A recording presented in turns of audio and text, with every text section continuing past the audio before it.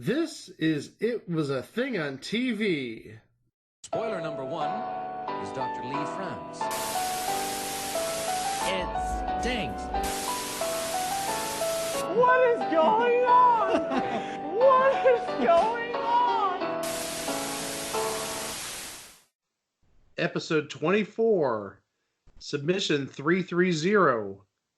The half-hour CDI commercial called The Meaning of Life.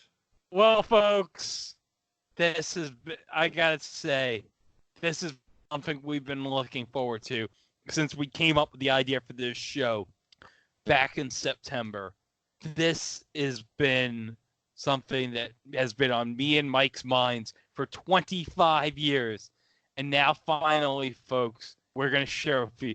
You might have seen this infomercial back in the day while you were randomly searching through all the channels.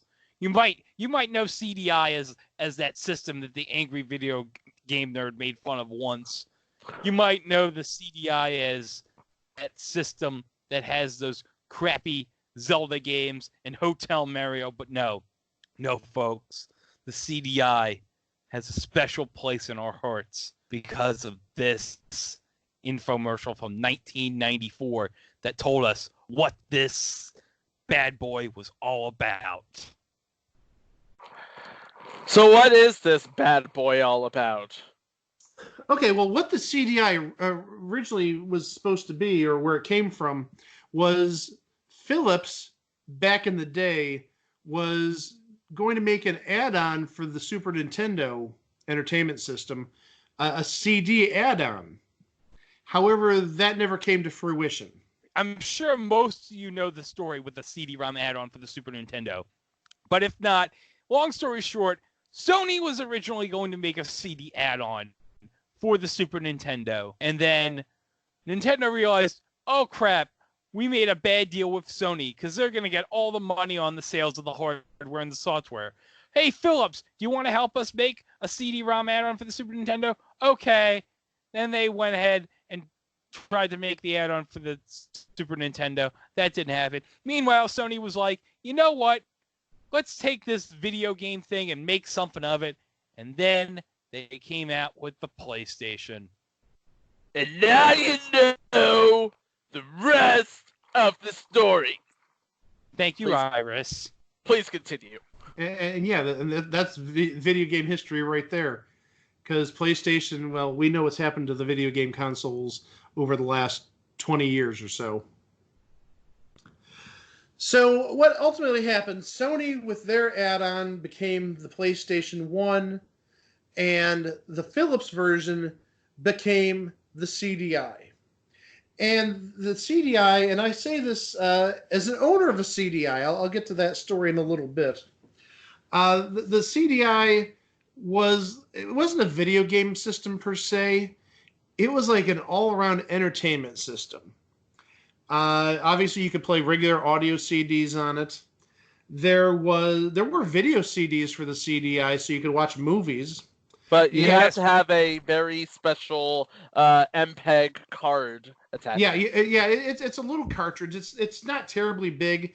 It's about the size of maybe a big harmonica, and you just put this chip. It's essentially like a big chip into the CDI system, and you're allowed to then watch these movies and full-length movies at that. Yeah, it's like you remember when the original Xbox had that little dongle with the DVD remote to let you play DVDs on it? Yeah. That was sort of like that.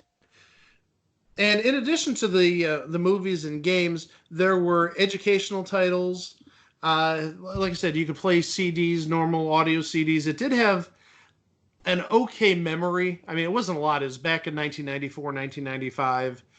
But if you turn the machine off without properly shutting down, you lost your entire memory. And so that means if you had any saved games or saved playlists, or even I think you had to reset the time. The time didn't even save if you shut it down correctly. You had to reset up everything. Again, 1994 technology. It's not like nowadays where they have automatic backing up and saving of files and whatnot. The interesting one of the interesting things about the CDI is the controllers themselves. One was very reminiscent of like a Sega controller, but with 3 buttons. It was actually like a combination of the Sega controller, the Genesis controller, and the SNES controller. It was shaped like the SNES controller, but it didn't have 4 buttons. It had 3, sort of like the Genesis, albeit the Genesis really had 6 buttons. I believe Gravis made that controller. I may be wrong on that, but Gravis did make a controller for the system. There were also remote controls for it, which really trying to play a game on a big remote control. It wasn't even like a small remote control. It was a big pain in the butt. The model that I got, it came with a controller that really could be best described as about the size of a Wii remote, a Wiimote, if you will. It's about the same size, except it has a round top. And there were 2 buttons, and they were on either sides of this round circular top. And it was very, very wacky to control, especially, again, if you're playing a video game. Yeah, trying to get your fingers in the right positions to use those buttons that aren't like naturally where joystick buttons would be. It was good in theory, but very badly laid out. Also, with some games, I had an issue where if you like push the pad down too hard, if you got a little forceful with the pad, it sort of screwed it up a little bit. And that actually was an issue I had with the first one of those controllers I owned, playing the tennis game that I think was a default game that came with the CDI. But also on top of that, there were reference types of discs. There was a Compton's Encyclopedia. There were kids games. There was the Art of Robert Mapplethorpe. There were No. It was the is flowers. the Flowers of Robert Mapplethorpe. I know. Yes. But Robert yes. Mapplethorpe was an artist. Yeah, I know it was flowers. Because Robert Mapplethorpe, as we all know from that Anchor video game nerd video, he really liked to take pictures of flowers. Flowers. Yes, he did. And there are other reference and resource types of games, educational games. I think Muzzy had a game, if you remember the Muzzy ads back in the 90s, teaching you how to say French. Yeah, I think Muzzy had a game. So there was a good variety of games, but it just never caught on. And here's the thing. Everyone nowadays, when you think of the CDI, everyone thinks of it as like a primary video game console. But the CDI was never marketed as a video game console. Oh, by no means. No. And another issue is, like, nobody sold the discs. I mean, based on my experience, there were 2 places I saw the CDI discs being sold. One was at Best Buy, and that was like the first year or 2 that Best Buy came to this area, like 94, 95, 96. And then I found through Sears. Sears had a limited supply of CDI games. And that's actually how I got the Jeopardy game, because they had the Jeopardy game at one of the local Sears stores. So the availability was ridiculous. I mean, it wasn't something you'd find at GameStop or Funko Land. So you didn't find them because I used to frequent the Babbage's over at Cross Creek here in Fayetteville, and they had like one shelf with 3 CDI games. And the 3 games, I kid you not, were Zelda the Wand of Gamelon, Hotel Mario, and The Joker's Wild. You see, now I only had one Babbage's in this area when I was when the CDI was out, and I never went to Babbage's because it was just out of the way. The store that's related to that, which was closer to me, was Electronics Boutique, which was owned by the same general company, and I don't remember them having CDI games. They carried like Neo Geo. That was their thing, at least in my area. Ours carried the Neo Geo too, but that was behind the desk. You had to ask for that. Well, yeah, that was a big money product. That was like $700 back in the game, and the games were like $150 a piece. Okay, now I've already shared my CDI story from episode 3, but you want me to go over it again? Sure. Sure, why not? The CDI would be displayed at a Comp USA that my dad would go to all the time. And do you know what the one game was that they would demo on the CDI there at the Comp USA where my dad would frequently go at? What was that? Mad Dog McCree. Nice. And it's a good way of displaying the technology because you had to have that yeah. light gun. Oh, yeah. And, of course, every time you would fail, you'd get that damn Undertaker telling you how many lives you had left. Which is not creepy at all, by the way. You know how people would have loved to have shot the dog in Duck Hunt? I would have liked to have shot that damn Undertaker, let me tell you. Wow. That got dark rather quickly. Well, my CDI story very quickly. Like I said, I did own one. I did fall in love with it watching this infomercial we're going to talk to. I fell in love with the CDI through this infomercial we're eventually going to talk about in this show. But what happened is back in early 1995, so it was about almost 20 years ago, I was not making a lot of money, and actually I was very, very bad with my money. And I'm not joking about this when you hear this. I had a vision, I had a dream one night that I went to a certain place and bought a lottery ticket, a scratch-off ticket at noon that next day, and it was a big winner. And it's like, okay, this is a dream in my mind, but I'm going to do this anyhow. So I was actually in school at the time, and I think I had a break during classes, and I went to the place I saw in my dream, which it doesn't exist anymore, and I bought 2 lottery tickets, two scratchers at $1 a piece.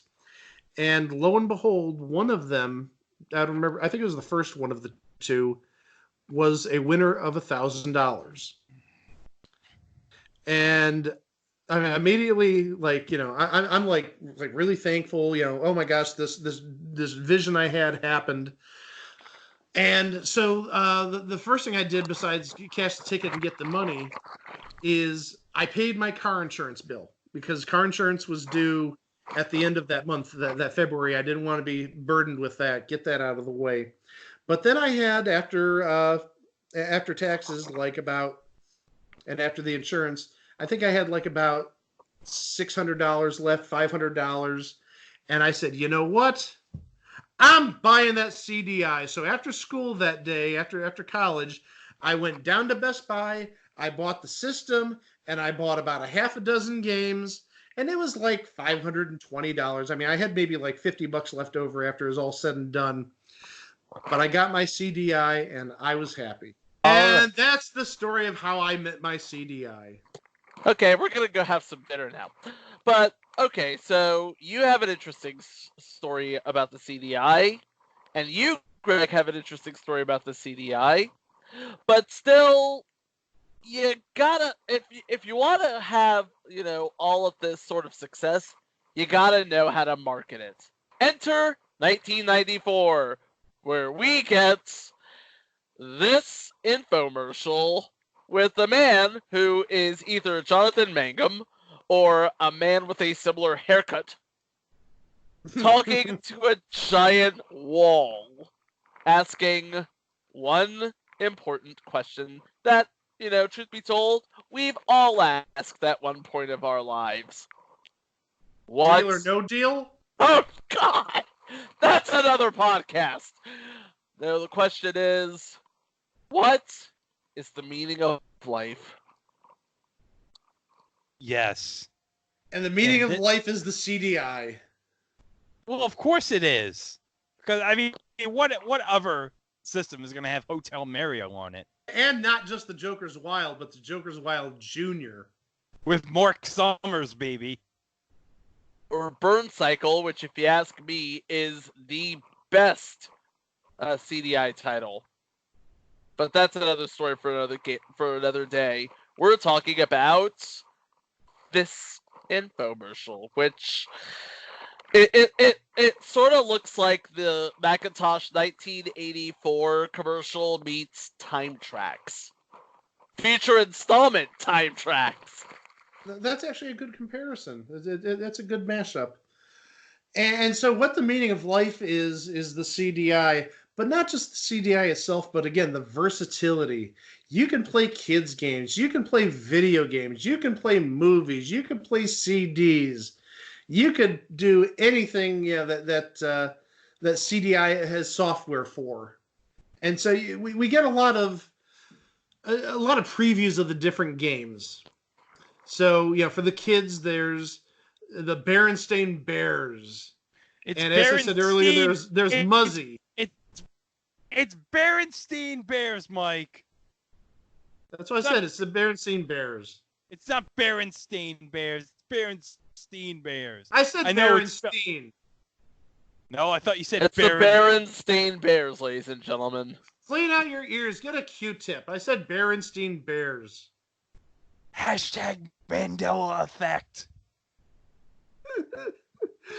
But yeah, so they went through like each of the different genres of games or of products, let's say, not really games, because as we said earlier, you have the kids games, and then you've got reference games. We mentioned the Compton's Encyclopedia, and you've got videos in the Compton Encyclopedia, which for 1994 I thought was pretty cool. You've got the Flowers of Robert Mapplethorpe, as we mentioned earlier. You've got, I think they even added like collections of literature, possibly. Because who wants to play video games when you could read on your CDI? But we got one big game, baby, that was demoed on this infomercial, and you know what I'm talking about, Mike. Ooh, I want to know what. Oh yes. There's a number of games that were demoed, but this is the one that I think has the biggest legacy with the CDI. I'm talking about NFL Football Trivia Challenge, baby.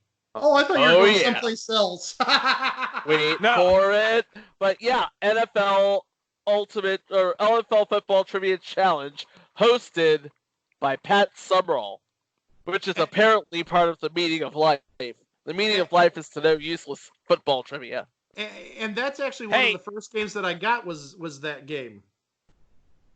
Hey, if anybody could be God, I'm pretty sure it could be Pat Summerall. I am not in disagreement with that. But yeah, that was one of the first games I got was the NFL game.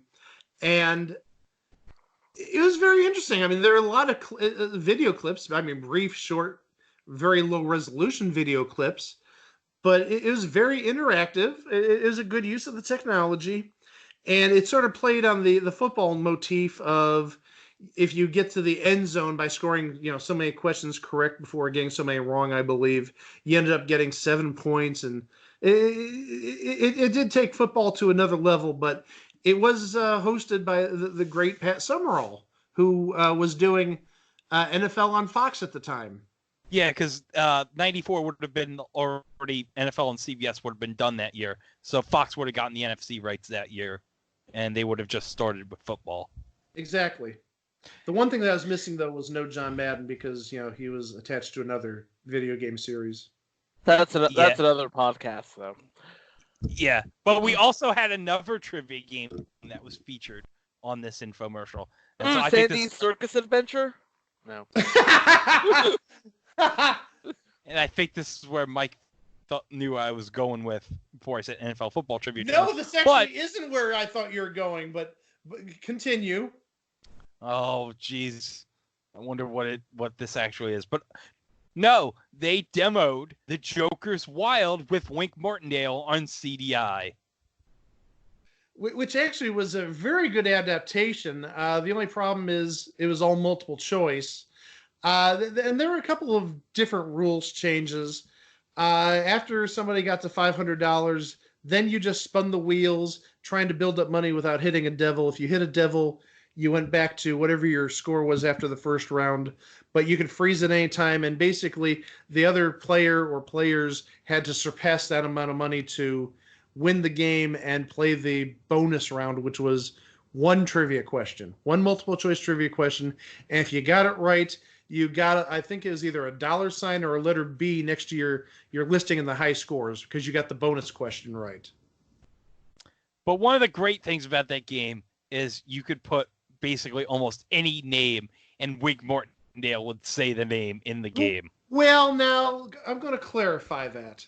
There was a pre-populated list of names. That's what I was trying to say. But no, but the thing is, you said you could put in any name.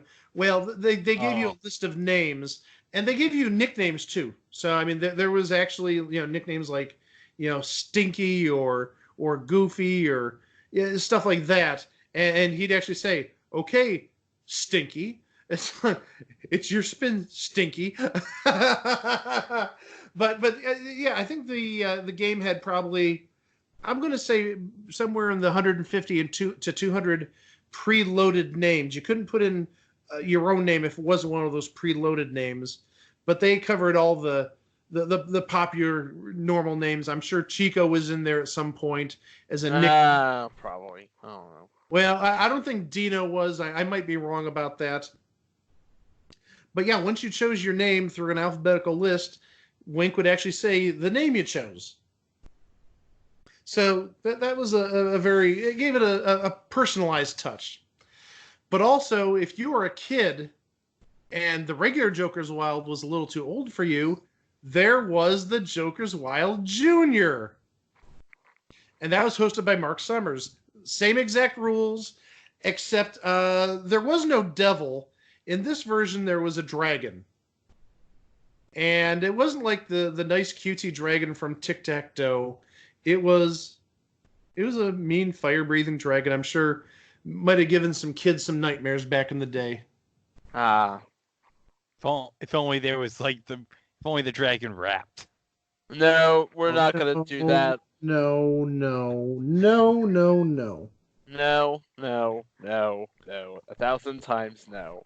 So, Greg, where I really thought you were going with this, and I realized that this wasn't in the infomercial, is I thought you were going to talk about a game involving toasters that toast.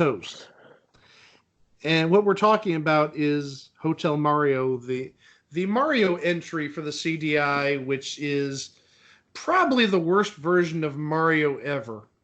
Ever? I've played Ever. enough Mario games in my life where I can say with confidence the word ever. Yeah. And actually, we're going to throw in right now the opening of the Hotel Mario game with Mario reading a letter.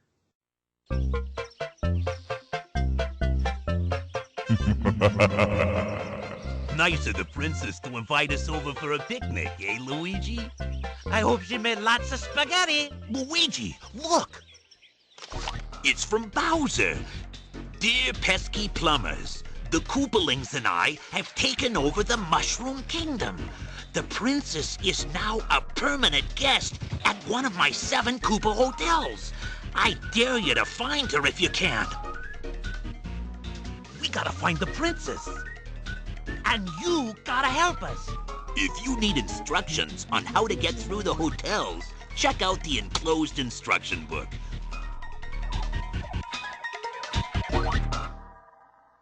Guys, I always sarcastically say that something that was terrible is the greatest thing ever, but I can't do it in this case. Hotel Mario is truly terrible. It is not good.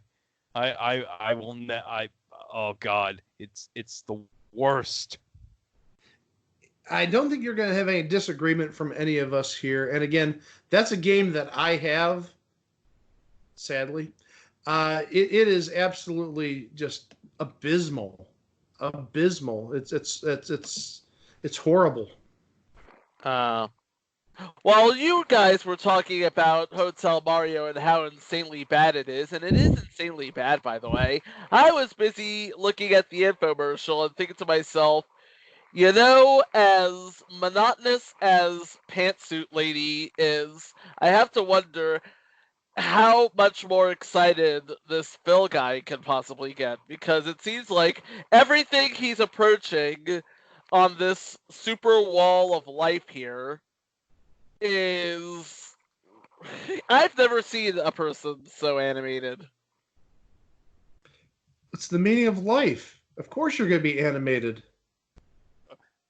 I mean, come on. What other system lets you watch like thrilling movies in MPEG 1 quality?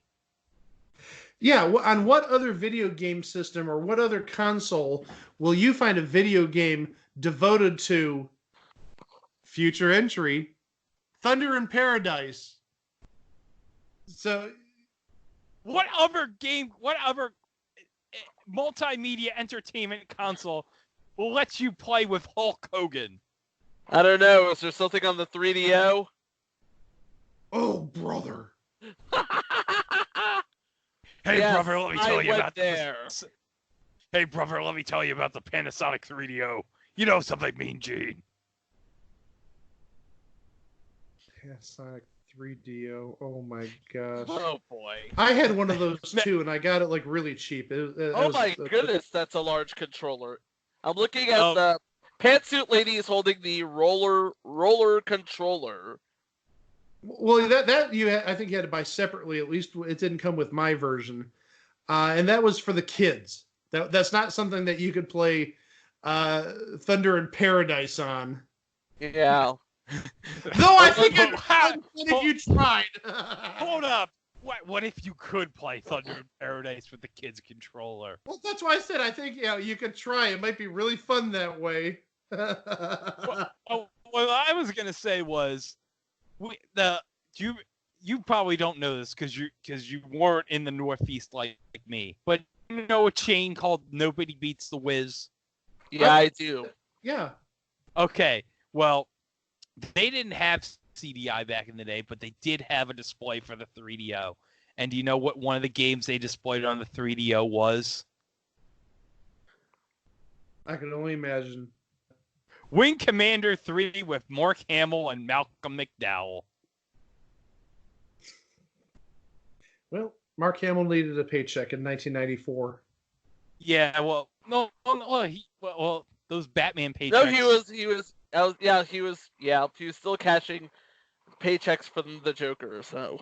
Yeah, the Star Wars sequels wouldn't be like for another 20 or so years.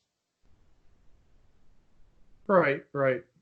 I'm thinking about some of the games that that the CDI had, and really, there were some that, I mean, they were very unique. But the thing is, they're very, very rudimentary. One game, and this isn't mentioned in the infomercial, it's called Effacer, Effacer, and essentially what it is it's Hangman in outer space, and I'm not even joking about that. You're playing Hangman, and in like a futuristic space area, and I spent money on this game, folks. I spent money on frigging Hangman for the CDI. No regrets. Okay. Jeez. Hey, not judging you. I'm not judging you. A fool and his money are soon parted. And I was a fool back in the day. But yeah, in addition, another thing that just going through the infomercial briefly, not that much time is actually devoted to the meaning of life. Through this, going through the infomercial, it's on YouTube. At least half the time I think is spent getting testimonials from families and people that own a CDI. The last 2 minutes of the infomercial is just testimonials for the CDI. But those were all repeated throughout the half hour too. So yeah, I mean they did it like the same testimonials like 3 different times.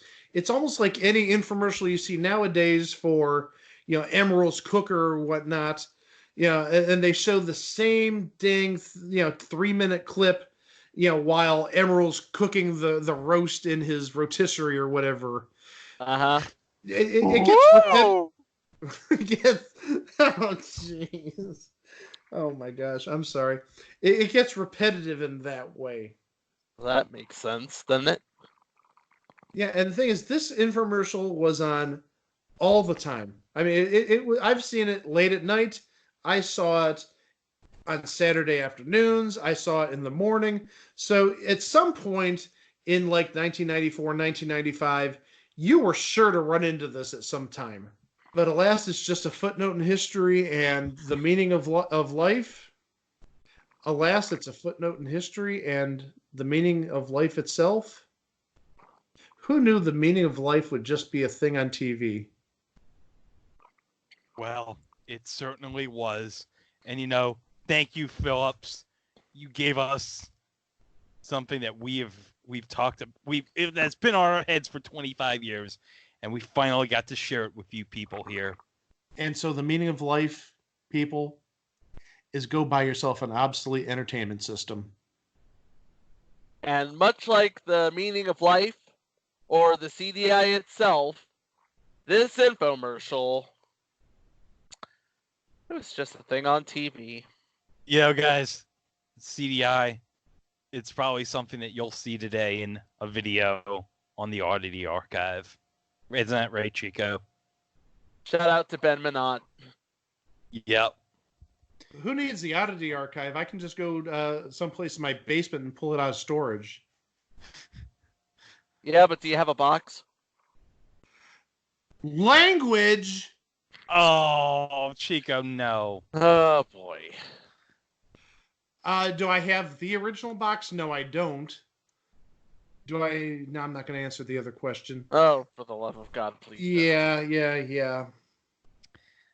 But we did learn a lot from the meaning of life. We got to learn about some exciting titles like the Berenstein Bears, the Flowers of Robert Mapplethorpe, Sandy's Circus Adventure, that tennis game that Phil was playing, NFL Football Trivia Challenge. And we got to see Jonathan Mangum's hair 15 years before he made it on Let's Make a Deal. If that was indeed Jonathan Mangum. And if it wasn't Jonathan Mangum, it was his dad, darn it. There you go. What do you think Phil is doing nowadays? He's wondering how the heck his son got on that Let's Make a Deal show. While playing Hotel Mario on CDI. Oh, yeah, he's trying to get through that last level. He keeps confusing jump with the closed door button. There you go. Well, that's the end of another episode. Yep, and you can catch this episode and all the other episodes on our website at itwasathingontv.com. There you'll find all sorts of info about the show, about us, our social media feeds, the show's social media feeds, and of course the link to our good friends at the... Oh god, Greg, I'm going to totally screw this up here. The Place to Be Nation pop feed. Oh, at good looking out. PlaceToBeNation.com. Good looking out. Yes, where you can find all sorts of great shows in the pop feed, like the Hard Traveling Fanboys, the River Citra Rewatch Podcast, the E-Ticket Attraction, PTBN NBA Team, and all sorts of other great shows on the Place to Be Nation pop feed. And that's PlaceToBeNation.com. And this week they put out 3 episodes. They put up the Auto Manimal episode, Jennifer Slept Here, and what was Think Like a Cat, and That's My Dog. We can relive us talking about that amazing intro for That's My Dog. That is an amazing intro. Yeah, Yes. if you don't want to go to the website, go to the Place to Be Nation pop and listen to the episodes there. Why did I pay for hosting if we're going to send people to go elsewhere to listen to the podcast? Hey, more places means more eyes, my friend. Yes. In some ways, yeah. You know what? Go back to reading Podcasting for Dummies, and I'm sure you'll find an explanation for that. Yes. It's all about the exposure, buddy. There you go. And speaking of exposure, if you like us, subscribe to our feed, share it out, get the word out. I know I talked to a lot of people who have just discovered this podcast. They're going to start listening, and they're going to start sharing, and we wish we would, and we thank you for it. And next week, folks, we got 2 good episodes for you. No, we don't have 2 good episodes. We have three good good episodes. What? We got Three. Yeah, 3 episodes. Oh, nice. How are we going to fit all of this awesome into 3 episodes? I don't know, but we're going to do it somehow. And that includes a special. It won't be released until the weekend of the Super Bowl, but we have a Super Bowl themed entry. Oh my god. You're kidding me. And it's going to be well worth the wait. It's something that is near and dear to my heart from years ago, and I know Greg has, I think, fond memories of it as well. But that'll be out probably right before the Super Bowl, so probably January 31st or February 1st. We won't spoil anything more. You're just going to have to wait for it.